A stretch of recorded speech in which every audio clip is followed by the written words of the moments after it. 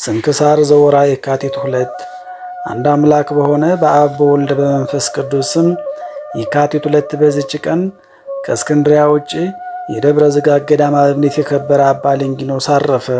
ይህም ቅዱስ ከቂልኪያ አገር ነው። በዚያም መነኮሰ። መምህሩም ክርስቶስን የሚወድ ሰው ከሚሰጠውም ክብር የሚሸሽ ነበር። በዚያንም ጊዜ የገዳማቸው አበምኔት አረፈ። ይህንንም ስሙ ሉኪያኖስ የተባለ አረጋዊ መምህሩን አበምኔትነት ሊሾሙት መነኮሳቱ ወደዱ። እርሱም ደቀ መዝሙር ለንጊኖስን ይዞ በጭልታ ከኪልኪያ ወጥቶ ወደ ሶርያ አገር ሄደ። በአንዲት ቤተ ክርስቲያንም ግቢ በአንድነት ተቀመጡ። በእጆቻቸውም ብዙዎች ድንቆች ታምራቶችን ያደርግ ዘንድ እግዚአብሔር ወደደ። ከሰዎችም ዘንድ ከንቱ ውዳሴና ክብር ሆነባቸው። አባ ለንጊኖስም በመምህሩ ምክር ወጥቶ ወደ ግብፅ አገር ሄደ። ወደ ደብረ ዝጋግ ገዳምን በገባ ጊዜ በደስታ ተቀበሉትና ከእርሳቸው ጋር አኖረ። ከዚህም በኋላ በእምኔቱ አረፈ። ተጋድሎውም ትሩፋቱንና ደግነቱን ስላወቁ በደብረ ዝጋግ ገዳም ላይ አባ ለንጊኖስን አበምኔት አድርገው ሾሙት። ከጥቂትም ወራት በኋላ መምህሩ አባ ሉኪያኖስ መጣ። የመርከቦችን ጣሪያዎች እየሰሩ በእጆቻቸውም ከሚሰሩት እየተመገቡ በአንድ ልብ በመሆን በአንድነት ኖሩ። እግዚአብሔርም በእጆቻቸው ብዙዎች የሆኑ ድንቆች ታምራቶችን አደረገ። ከዚህም በኋላ አባ ሉኪያኖስ አረፈ። የኬልቄዶንን ጉባኤ በሰበሰበ በከሃዲው መርቅያኖስ ዘመን ወደ ሀገሮች ሁሉ መልእክተኞቹን ላከ። ከእርሳቸውም ጋር አንዱን ክርስቶስ ወደ 2 ባህር የምትከፍል የረከሰች የሃይማኖት ደብዳቤ አለች። ከንጉሥ መልእክተኞቹም 3ቱ ወደ ደብረ ዝጋግ በደረሱ ጊዜ ያንን ደብዳቤ ለአባ ለንጊኖስ ሰጡት። በዚህም ጽሑፍ እንድታምኑ በውስጡም እንድትፈርሙ ንጉሥ መክስሚያኖስ አዟል አሉት። አባ ለንጊኖስም ከቅዱሳን አባቶች ጋር ሳልመክር እኔ ምንም መስራት አልችልም፣ እንድንማከርም እናንተ ከኔ ጋር ነው አላቸውና የቅዱሳን በድኖች ወዳሉበት ዋሻ አስገባቸውና የከበራችሁ አባቶች ሆይ እናንተ አረፍን ተኝተናል አትበሉ። እነሆ አንዱን ክርስቶስ 2 ባህር የሚያደርግ በውስጡ የተጻፈበትን ይህን ደብዳቤ አምጥተዋልና በቃሉ አምን ዘንድ በውስጡ ምፈርም ዘንድ ታዙኛላችሁን? ወይም አታዙኝም? የምሰራውንም ካልነገራችሁኝ ሕያው እግዚአብሔርን አጽሞቻችሁን ከዚህ ቦታ አወጣለሁ አላቸው። ያን ጊዜ ሰዎች ሁሉ እየሰሙ ከአስከሬናቸው የአባቶቻችንን የሐዋርያትንና የ318ቱን የቀናች ሃይማኖትን አትተው ይህንንም የረከሰ ደብዳቤ አትከተል፣ ከአስከሬናችንም ቦታ ርቀው እንጂ የሚል ቃል ወጣ። የንጉሥ መልእክተኞችም ይህን ነገር ሰምተው እጅግ አደነቁ። በላያቸውም ታላቅ ፍርሃት አደረባቸው። ወደ ንጉሡም አልተመለሱም። ራሳቸውን ተላጭተው መነኮሱ እንጂ እስካረፉም ድረስ ብዙ ዘመን እየተጋደሉ ኖሩ። የከበረ አባ ለንጊኖስም ያማረ ተጋድሎውን ጨርሶ እግዚአብሔርንም አገልግሎ በሰላም አረፈ። የሕይወት አክሊልንም ተቀበለ። ለእግዚአብሔር ምስጋና ይሁን። እኛንም በጸሎቱ ይማረን፣ በረከቱም ከኛ ጋር ትኑር ለዘላለሙ አሜን። በዚህችም ዕለት የትጉሃን መላእክት ወገን የሆነ የገዳማን ሁሉ አለቃ የከበረ ታላቁ ጳውሊ አረፈ። ይህም ቅዱስ ከእስክንድርያ አገር ጴጥሮስ የሚባል ወንድም አለው። አባታቸውም የገንዘቡ ብዛት ሊቆጠር የማይቻል እጅግ ባለጸጋ ነበር። ባረፈ ጊዜም የሐዘናቸው ቀን ሲፈጸም ርስቱንና ገንዘቡን ሊካፈሉ ጀመሩ። ጴጥሮስም ታላቁን ክፍል ወደ ራሱ በመውሰድ የሚያንሰውን ለጳውሊ የሚሰጠው ሆነ። ስለዚህም ጳውሊ አዘነና ከአባቴ ርስት በትክክል ለምን አትሰጠኝም አለው። እርሱም አንተ ወጣት ስለሆንክ ታባክነዋለህ፣ እስከምታድግን እጠብቅልሃለሁ ብሎ መለሰለት። ስለዚህም ጳውሊ ተቆጣና እርስ በርሳቸው ተጣሉ። ይፈርድላቸውም ዘንድ ወደ ዳኛ ሄዱ። እነርሱም ወደ ዳኛ ሲሄዱ ሰዎች ተሸክመውት ወደሚቀብሩበት ሲወስዱት ብዙዎችም የተከተሉትን የሞተ ሰውን አገኙ። ጳውሊም ከተከተሉት አንዱን ሰው ዛሬ የሞተው ማን ነው ብሎ ጠየቀው። ያም ሰው እንዲህ ብሎ መለሰለት፣ ልጄ ሆይ እወቅ፣ አስተውል። ይሄ የሞተ ሰው በወርቅ በብር እጅግ ባለጸጋ የሆነ ሁልጊዜ ደስ የሚለው ነበር። አሁንም እነሆ ይህን ሁሉ ትቶ ራቁቱን ወደ መቃብር ወደማይመለስበት መንገድ ይሄዳል፣ በኃጢአትም ማዕበል ውስጥ እያለ ሞቷልና አለው። አሁንም ልጄ ሆይ ስለ ነፍሳችን ድህነት ልንታገል ይገባናል። እኛ መቼ እንደምንሞት አናውቅምና፣ ነገር ግን በዚህ ዓለም ውስጥ ገንዘብም ኑሮ ስልጣንም ኑሮ ሳለ ይህን ሁሉ የተወ የተመሰገነ ነው። እርሱ የቅዱሳን አገር በሆነች ኢየሩሳሌም ሰማያዊት ታላቅ ክብርን ይቀበላልና። የከበረ ጳውሊም ይህን ነገር በሰማ ጊዜ ከልቡ አዘነ፣ እንዲህም አለ፣ የዚህ ኃላፊው ዓለም ገንዘብ ምኔ ነው? ምን ይጠቅመኛል? ከጥቂት ቀኖች በኋላ ትቼው ራቁቴን የሚሄድ አይደለሁምን አለ። ከዚህም በኋላ ወደ ወንድሙ ተመልሶ ወንድሜ ሆይ ወደ ቤታችን እንመለስ፣ ከእንግዲህ ስለ ገንዘብ ምንም ከአንተ ጋር አልነጋገርም አለው። ከዚህም በኋላ ከወንድሙ ሸሽቶ ከሀገሩ ወጣ። ከመቃብር ቤት ውስጥም 3 ቀንና 3 ሌሊት መንገዱን ይመራው ዘንድ ወደ እግዚአብሔር እየጸለየ እየማለደ ኖረ።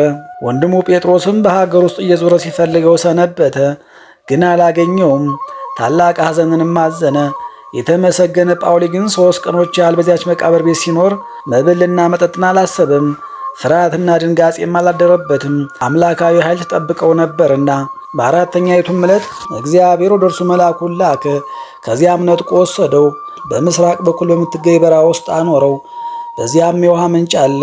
መልአኩም ሰላምታ ሰጥቶት ወደ ሰማይ አረገ። የከበረ ጳውሊም አራዊት የሚኖሩበትን ጉድጓዶች አግኝቶ ወደ አንዲቱ ፍሩክታ ገባ። ልብሱንም ሰሌን ሰርቶ ለበሰ። እንዲህም ብሎ ጸለየ። የሕያው እግዚአብሔር ልጅ ጌታ ኢየሱስ ክርስቶስ ሆይ ርኅራኄ ከሌለው ጠላት እጅ ጠብቀኝ፣ አድነኝም። ተጋድሎዬንም እስክፈጽም ታጸናኝ ዘንድ ቸርነት ወደ እኔ ትምጣ። የትውልድ ሁሉ ንጉሥ ሆይ ኃይል፣ ጌትነት፣ ክብር ገንዘብ ነውና ለዘላለሙ። በዚያችም ዋሻ ውስጥ 80 ዓመት ኖረ። ከሰውም ከቶ ማንንም አላየም። ልብሱም ከሰሌን ቅጠል የተሠራ ነው። እግዚአብሔርም ወደ ማታ ሁል ጊዜ ቁራን ይልክለታል። ከእርሱም ጋር ግማሽ እንጀራ አለ። ያንን ለከበረ ጳውሊ ይሰጧል። የክብር ባለቤት እግዚአብሔርም ቅድስናውንና ጽድቁን ይገልጥ ዘንድ በወደደ ጊዜ መልአኩን ወደ ታላቅ አባት ወደ አባ አንጦንዮስ ላከ። ይህም አንጦንዮስ በበረሃ ውስጥ መኖርን የጀመረ እርሱ እንደሆነ በልቡ ያስብ ነበር። መልአኩም እንዲህ አለው፣ አንጦንዮስ ሆይ ካንተ የ2 ቀን ጎዳና ርቆ በበረሃ ውስጥ ሰው አለ። የዓለም ሰዎች ከሚረግጥባቸው የእግሩ ጫማዎች እንዳንዲቱ ሊሆኑ የማይገባቸው፣ ስለ እርሱም ጸሎት ዓለም ተጠብቆ የሚኖር ምድርን ፍሬዋን የምትሰጥ፣ ጠል በምድር ላይ የሚወርድ በምድር በሚኖሩ ኃጢአተኞች ሁሉ ላይ ፀሐይ የሚያወጣ፣ የሰውን ፍጥረት በእግዚአብሔር እጅ ውስጥ ተጠብቆ የሚኖር። አባ አንጦንዮስም ይህን ቃል በሰማ ጊዜ ተነስቶ ወደ በረሃው መካከል ተጓዘ። እግዚአብሔርም ከእርሱ ጋር ሆኖ ጎዳናውንም እንደሚጠርግለት አምሮ ሲጓዝ የሰውና የአራዊትን ፍለጋ አገኘ። ያንንም ፍለጋ ተከትሎ ከቅዱስ ጳውሊ ባት ደረሰ። በሩንም አንኳኳ። የከበረ አባ ጳውሊ ግን ከሰይጣን ሥራ እንደሆነ አስቦ ታላቅ ደንጊያ ወስዶ ከመዝጊያው ጀርባ ኖረ። አባ አንጦንዮስም ይሰጠኝ ዘንድ ፈለግኩ፣ አገኘው፣ ይከፈትልኝም ዘንድ በሩን አንኳኳው ብሎ አሰምቶ ተናገረ። በዚያንም ጊዜ ከፈተለትና ገባ። እርስ በርሳቸውም በመንፈሳዊ ሰላምታ እጅ ተነሳስተው በአንድነትም ጸልየው ተቀመጡ። አባ አንጦንዮስም አባቴ ሆይ ስምህ ማን ነው አለው። አባ ጳውሊም አንተ ስሜን ካላወቅህ እስከዚች ቦታ ለምን ተጓዝክ ብሎ መለሰለት። በዚያችም ሰዓት እግዚአብሔር የአንጦንዮስን ልቡን ገለጠለትና ገዳማዊ ጳውሎስን አየው ዘንድ ስለተገባኝ እኔ ብፁዕ ነኝ አለ። ከዚህም በኋላ እርስ በርሳቸው የእግዚአብሔርን ልዕልናውን ቸርነቱን ነጋገሩ ጀመር። በመሸም ጊዜ ቁራ መጥቶ አንዲት ሙሉ እንጀራ ጣለለት። አባ ጳውሊም አባ አንጦኒን አንተ የእግዚአብሔር አገልጋይ እንደሆንክ አሁን አወቅሁ። እስከ ዛሬ 80 ዓመት በዚህ በረሃ ስኖር እግዚአብሔር ሁልጊዜ የሚልክልህ ግማሽ እንጀራ ነበረ፣ እነሆ አሁን ምግብህን ላከልህ አለው። የማዕድ ጸሎት ጸለዩ። በልተውም እግዚአብሔርን አመሰገኑት። መላ ሌሊቱንም ሲጸልዩ አደሩ። ነግቶ ፀሐይ በወጣ ጊዜም እርስ በርሳቸው ሰላምታ ተሰጣጡ። አባ አንጦኒም አባቴ ሆይ በዚህ ሁሉ ዘመን ሥጋውና ደሙን ከወዴት ትቀበላለህ አለው። የከበረ ጳውሊም እግዚአብሔር መልአኩን ይልክልኛል፣ በቀዳሚ ሰንበትና በእሑድ ሰንበትም በየሳምንቱ ከሥጋውና ከደሙ ያቀብለኛል፣ በዘመኑም ሁሉ እንዲህ ያደርግልኛል ብሎ መለሰለት። ከዚህም በኋላ አባ አንጦኒ አባ ጳውሊን አባቴ ሆይ ይህ አስኬማ በምድር ላይ ይበዛ እንደሆነ ወይም አለመብዛቱን ትነግረኝ ዘንድ ሻለሁ አለው። የከበረ ጳውሊም ወደ ሰማይ ተመለከተና ፈገግ አለ። ከዚህም በኋላ አዘነ፣ ጮሆም አለቀሰ። አባ አንጦንዮስም ፈገግ ስትል ባየሁ ጊዜ ደስ አለኝ፣ ባዘንክም ጊዜ አዘንኩ አለው። የከበረ ጳውሊም እንዲህ ብሎ መለሰለት፣ እሊህ ተራሮችና በረሃዎች እግዚአብሔር ከሁሉ አገሮች መርጦ ንጹሐን እርግቦች ማደሪያዎች ይሆናሉ። ዳግመኛም ይህ ስም ያልፋል፣ ስማቸውም መነኮሳት ይባላሉ። እነርሱም ብዙ ዘመናት ደስ ይላቸዋል። እግዚአብሔርም ከቁጣው ቀን አስቀድሞ ከዚያ ያሳልፋቸዋል። ከእነርሱም በኋላ ሰምተው ለመምህሮቻቸው የማይታዘዙ ትውልድ ይነሳሉ። ስለ ነፍሳቸውም ድህነት በቀንና በሌሊት የማይተጉና የማይጸልዩ ናቸው። ያን ጊዜ እግዚአብሔር ተቆጥቶ ይፈርዳል። የማያስተውሉ ሕግ የሌላቸው አረማውያንም ተነስተው ገዳማቱንና አድባራቱን ያጠፋሉ። ብዙ ዘመናትም ምድረ በዳ ይሆናሉ። የቅዱሳን መታሰቢያቸው አይጠፋም። እግዚአብሔርም በሌሎች ሰዎች ልቦና ይቅርታውን ያሳድርባቸዋል። እነርሱም ወደ ገዳማትና ወደ አድባራት በመሄድ በውስጣቸውም ዳግመኛ ይኖራሉ። ሰይጣንም ወደ ገዳማት ሄዶ በመካከላቸው ጸብን ይዘራል። እነርሱም የእግዚአብሔርን ፍቅር ገንዘብ በማድረግ ጨክነው አልታገሱባትምና ምንኩስናቸውን አስኬማቸውን ትተው ወደ ዓለም ይወርዳሉ። በትዕግስታቸውም ነፍሳቸውን ገንዘብ ታደርጓታላችሁ የሚለውን ጽሑፍ አላስተዋሉምና። እንጦንዮስም የከበርክ አባቴ ጳውሊ ወይ ፊትህን አይ ዘንድ የታደልኩባት ሰዓት የተባረከች ናት አለ።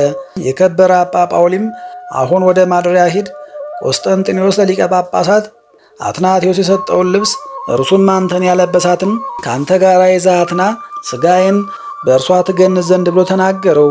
የተሰወረውን በማወቁ እጅግ አደነቀ። የተነበየለትንም ትንቢት ሁሉ አመነ። ዳግመኛም እንዲህ አለው፣ በሰው ሁሉ ላይ እንደተሰራ ከዓለም የሚወጣበት ጊዜ ቀርቧልና ፈጥነ ሂድና ተመለስ። እርሱም ከአባ ጳውሊ ዘንድ ወጥቶ ወደ ባቱ እስኪደርስ የ2 ቀን ጎዳና ተጓዘ። ያችንም ልብስ ይዞ ተመለሰ። በአየር ውስጥ አባ ቡላን የመላእክትንም ማኅበር አየ። ለእግዚአብሔር ምስጋና ይሁን ይሉ ነበር። ሁለተኛም እግዚአብሔር ኢየሱስ ክርስቶስ የመረጠህ ሰላምታ፣ ፍቅር፣ አንድነት ይገባሃል። የእግዚአብሔር ሰው ጳውሊ የተመሰገንክ ነህ። እንግዲህስ በሰማያዊ መንግሥት ከመላእክት ጋር ደስ ይበልህ። የጨለማውን ዓለም ትተህ የብርሃን አገሮችን አግኝተሃልና ወደ ዘላለማዊ ተድላ ደስታ ይወስድሃልና የእግዚአብሔር ማደሪያ ሆንክ። አንተ ገዳማዊ ጳውሎስ በትውልድ የከበርክና የተመሰገንክ ነህ። እንዲህ እያሉ ተሰወሩ። የከበረ እንጦኒም ይህች ወደ ሰማይ የሚያሳርጓት የአባቴ ጳውሊ ነፍስ ናት አለ። ወደ ባቱን በገባ ጊዜ እንደሰገደ ሆኖ እጆቹን በመስቀል ምልክት ተዘርግተው አገኘው። አንስቶም ሸፈነው። አባቴ ሆይ በሰማያዊ ማደሪያ ሆነ አስበኝ ብሎ በላዩ አለቀሰ። ከዚህም በኋላ ተነስቶ በዚያች ልብስ ሥጋውን ገነዘና በላዩ የቤተ ክርስቲያንን ጸሎት ሥርዓት ፈጸመ አደረሰም። ከዚህም ቀጥሎ ከእርሱ ጋር የተማከርኩት ነገር የለም፣ ምን ላደርግ ብሎ አሰበ። በዚያንም ጊዜ አንበሶች መጡ፣ እጅ ነሱትም። ቀድሞ እንደሚያውቁትም ዘንበል ብለው የእግሩን ትቢያ ላሱ። መቃብሩን በየት ቦታ እንቆፍርለት እንደሚሉ አመለከቱት። እርሱም ምልክታቸውን አውቆ በቁመቱ ልክ ለክቶ ሰጣቸው። አንዱ በራስጌ አንዱ በግርጌ ሆነው ቆፈሩ። ባደረሱም ጊዜ እሊህም አንበሶች መጠው ሰገዱለት። እርሱም ባረካቸውና ወደ ቦታቸው ሄዱ። የከበረ እንጦኒ ወደ መቃብር አስገብቶ ዘጋው። ከሰሌን ቅጠልም የተሰራች አጽፍን ወሰደ። የአባቱን ገንዘብ እንደሚወርስ ልጅ ነውና። ወደ እስክንድርያም ሄደ። ወደ ሊቀ ጳጳሳት አትናቴዎስም ገብቶ ከከበረ አባ ጳውሊ የሆነው ሁሉ ነገረውና ያችን ከሰኔል የተሰራች አጽፍ ሰጠው። ሊቀ ጳጳሳት አትናቴዎስም የከበረ ጳውሊን ዜና በሰማ ጊዜ ፈጽሞ ደስ አለው። ያችንም አጽፍ ተቀብሎ በእርሱ ዘንድ አኖራት። በየዓመቱም በከበረ በልደት በዓል፣ በጥምቀትም በዓል፣ በመድኃኒታችን ክርስቶስም ትንሣኤ በዓል 3 ጊዜ ልብሳት ነበር። ጌታችንም የቅዱስ ጳውሊን የልብስ ክብር ሊገልጥ ወደደ። በዚያችም ወቅት አንድ ወጣት ልጅ ሞተ። አባ አትናቴዎስም ያችን ልብስ በሞተው ላይ አኖራት። ወዲያውኑም ተነሳ። ይህንንም ያየ ኤጲስቆጶስ አባ ኤስድሮስ ምስክር ሆነ። ይህችም ታምር በሀገሮች ሁሉ ተሰማች። ለእግዚአብሔር ምስጋና ይሁን። እኛንም በከበረ ጳውሊ ጸሎት ይማረን፣ በረከቱም ከኛ ጋር ትኑር ለዘላለሙ አሜን። በዚችም ቀን የከበረ ሐዋርያ ቅዱስ ቶማስ ታምራትን አደረገ። ጌታችን ወዳዘዘው ሊያስተምር በወጣ ጊዜ ከመንገድ ጥቂት ፈቀቅ አለ። ድንገትም የሞተ ጎልማሳ አየ። መልኩ እጅግ የሚያምር ነበር። ሐዋርያውም አቤቱ ይህን ጥፋት አይ ዘንድ ወደዚህ አመጣኸኝን? ነገር ግን ፈቃድ ይሁን አለ። ከዚህም በኋላ ስለ ሞተው ሰው ጸለየ። ያን ጊዜ ታላቅ ከይሲ ከድንጋዮች ውስጥ ወጥቶ በጅራቱ ምድርን እየደበደበ መጣ። የክርስቶስ ሐዋርያ ወይ እኔ ካንተ ጋር ምን አለኝ? ሥራዬን ልዘልፍ መጣህን? ብሎ በታላቅ ድምፅ ጮኸ። ሐዋርያውም አሁን ሥራህን ተናገር አለው። ከይሲውም እንዲህ አለ፣ በዚህ ቦታ አንጻር መልከ መልካም ሴት ነበረች፣ እኔ የምወዳት ናት። ይህ ጎልማሳ ሲስማት አየሁት። በሰንበት ቀንም ከእርሷ ጋር አደረ። ስለዚህም ነክሼ በመርዝ ገደልኩት። ሐዋርያውም መርዝህን ከሱ ትወስድ ዘንድ በጌታ ኢየሱስ ክርስቶስ ስም አዝዤሃለሁ አለው። ሄዶም ከዚያ ከሞተው መርዙን መጠጠውና ወሰደ። ወዲያውኑ ተነፍቶ አበጠ፣ ተሰንጥቆም ሞተ። የሞተውም ሰው ድኖ ተነሳ። ስለዚህም ምልክት ብዙዎች በክብር ባለቤት ጌታችን አመኑ። እርሱም ሃይማኖትን አስተምሮ የክርስትና ጥምቀትን አጠመቃቸው። ለእግዚአብሔር ምስጋና ይሁን። እኛንም በሐዋርያ አባታችን ቶማስ ጸሎት ይማረን፣ በረከቱም ከኛ ጋር ትኑር ለዘላለሙ አሜን። ጌታ ሆይ ከብልጽግናቸው ብዛት የተነሳ ብዙ መባ ካገቡት ይልቅ የዳዊቱን አነስተኛ መባ እንደተቀበልክ ለሁል ጊዜ የሚያገለግሉ አላፍ መላእክትን እያሳሰብኩ በችግሬ ጊዜ የማቀርብልን ምስጋና ተቀበል። እናንተም ቅዱሳን ነቢያት፣ የወንጌል ሰባኪያን ሐዋርያት፣ ሰማዕታትና ጻድቃን፣ ትጉሃን መላእክት፣ ፍጹማን ደናግል እንዲሁም ደጋጎች መነኮሳት ሆይ ልጅ አዋቂ ሳንለይ የምንሰበሰብበትን የጉባኤ ቦታ ባርኩ። ይህንን መጽሐፍ ወረቀት አዘጋጅቶ ብራና ዳምጦ የጻፈውን ያጻፈውን ከግዕዝ ወደ አማርኛ የተረጎመውን ቃለ ንባቡን በእርጋታ መንፈስና በተመስጦ ሕሊና ያዳመጠውን በደለኛን ሁሉ በምታስምር በጌታ እናት በማርያም ጸሎት ኢየሱስ ክርስቶስ በአንድነት ይማረን። በማርያም ጸሎት ኢየሱስ ክርስቶስ በአንድነት ይማረን። በማርያም ጸሎት ኢየሱስ ክርስቶስ በአንድነት ይማረን ለዘላለሙ አሜን። አባታችን ሆይ በሰማያት የምትኖር፣ ስምህ ይቀደስ፣ መንግሥትህ ትምጣ፣ ፈቃድህ በሰማይ እንደሆነች እንዲሁ በምድር ትሁን። የዕለት እንጀራችንን ስጠን ዛሬ፣ በደላችንንም ሁሉ ይቅር በለን እኛም የበደሉን ይቅር እንድንል። አቤቱ ወደ ፈተናም አታግባን ከክፉ ሁሉ አድነን እንጂ እች መንግሥት ያንተ ናትና፣ ኃይል፣ ክብር፣ ምስጋና ለዘላለሙ አሜን። እመቤታችን ቅድስት ድንግል ማርያም ሆይ በመልአኩ በቅዱስ ገብርኤል ሰላምታ ሰላም እንልሻለን። በሐሳብሽ ድንግል ነሽ፣ በሥጋሽም ድንግል ነሽ። የአሸናፊ የልዑል እግዚአብሔር እናት ሆይ ሰላምታ ላንቺ ይገባሻል። ከሴቶች ሁሉ ተለይተሽ አንቺ የተባረክሽ ነሽ፣ የማኅፀንሽን ፍሬ ቡሩክ ነው። ጸጋን የተመላሽ ቅድስት ሆይ ደስ ይበልሽ፣ ልዑል እግዚአብሔር ከአንቺ ጋር ነውና ከተወደደው ልጅሽ ከጌታችን ከመድኃኒታችን ከኢየሱስ ክርስቶስ ዘንድ ይቅርታንና ምሕረትን ለምኝልን ኃጢአታችንንም ያስተሰርይልን ዘንድ ለዘላለሙ አሜን።